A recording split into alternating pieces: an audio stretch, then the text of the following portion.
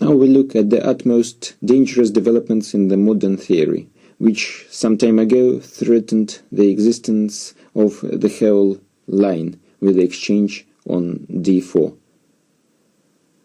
For the first time I played this line lot of time ago, but until January 2003, none of my opponents was able to find a promising way for white to get an advantage, until I played a game against Katronius at the Gibraltar tournament 2003. Here it continued. e4, c5, knight f3, knight c6, d4, exchange on d4, knight d4, g6, c4, knight f6, knight c3, d6, bishop e2, knight d4, queen d4, bishop g7. Here the most accurate move is bishop e3, but Katronius played bishop g5 against me. He played normally, castling, queen d2, bishop e6, rook c1, queen a5, f3, rook fc8, b3, a6, knight a4. Now I exchanged on d2. After that the game was over, and I was caught at some point in the opening, in the middle stage of the game. It would be better for me to play queen d8 with the normal play, but then during that game I was completely sure that black doesn't have much to worry about, and with the correct play I would be able to make a draw. So I exchanged on d2 and went for the first line. Here white played g4. Please note that it is impossible to take on e7 because there is check on h6, and black wins the exchange on c1.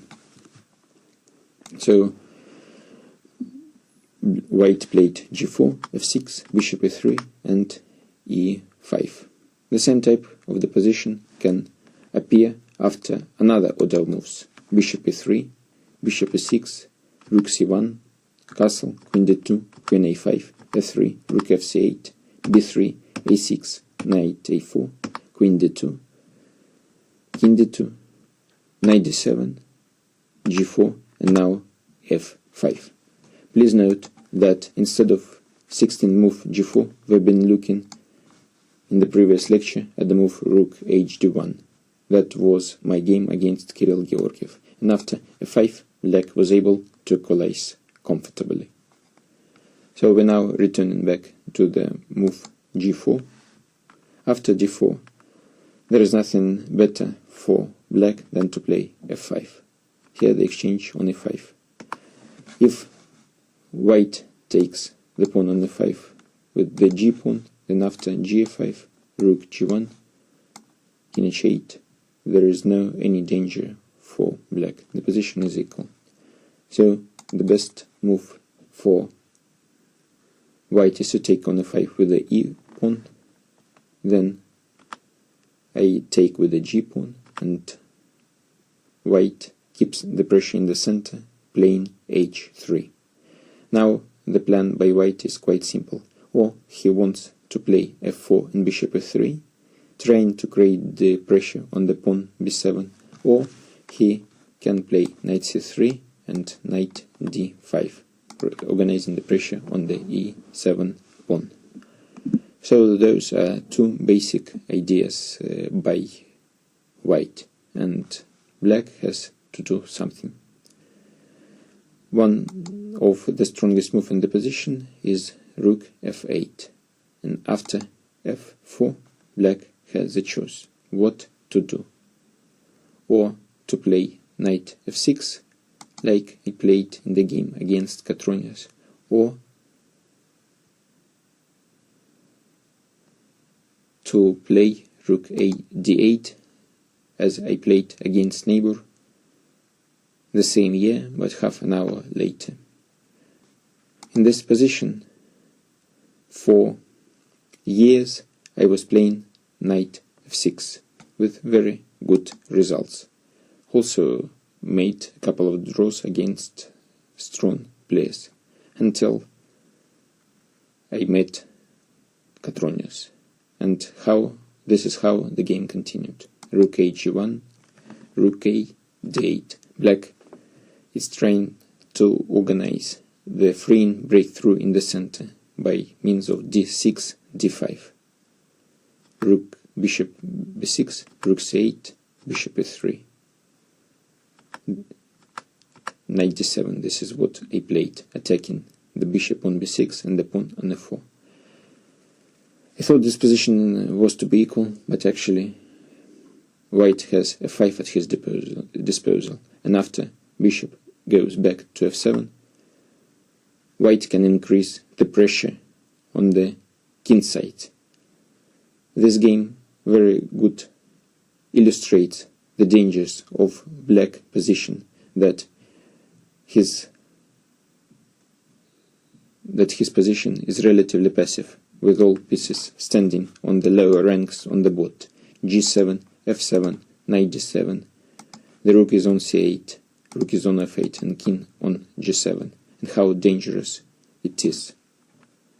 The game continued further. Rook B8, Rook H7, Knight E5, King E3.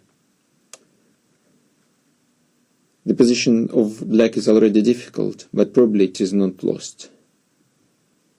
I didn't know what to do anymore and started to try to free myself, but to no avail. After F6, D5, Rook H6, White has started increasing the pressure on the king side, and now my pawn on H7 became weak. White is ready to play Rook H1 and then organize the pressure on the H pawn. Rook BC8, Rook H1, Bishop G6. Now the pawn E6 has become a target, and with a small combination, White wins the material. Bishop D7. This is the move I missed when going for this line. And eventually black lost this ending. It was a painful loss for me. Obviously there were some problems in this variation which were not easy to solve. I've started working, and some months later I came with a new plan. I played Rook A D8. The idea is the same, to try to organize the breaking move D6, D5, and after White takes on D5, Knight can go to F6, and the pawn on D5 will be taken. So White closes the center in order to control the square F6, not allowing the knight to jump there. So black has to play Knight C5, Knight C3, now Knight E4. The exchange on E4 is forced, and after this exchange black is slightly worse, but with the correct play he is able to organize the freeing maneuver E7, E5, exchanging the pawn on F4. And when this is done, the material is exchanged to that extent that neither of the sides can fight for the advantage. Rook H1, E5, and the game finished in a draw. White was trying to play for a win here, refused my draw offer several moves ago, but actually he had no any reason to play for a win, and White had to be careful. But finally the position is equal, and White succeeded in making the draw.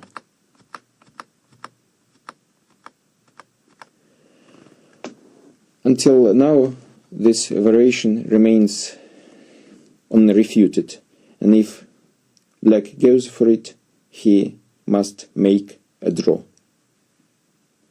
Nevertheless, it is not to everyone's taste to go for such a long forced line when the theory starts after the 22nd move exactly from this position. And because of that, I've started thinking of playing something else. And as we can see in the following lecture, I found a nice order of moves leading the game to a much more complex positions, and the positions appearing after that are not inferior than what we have been looking here.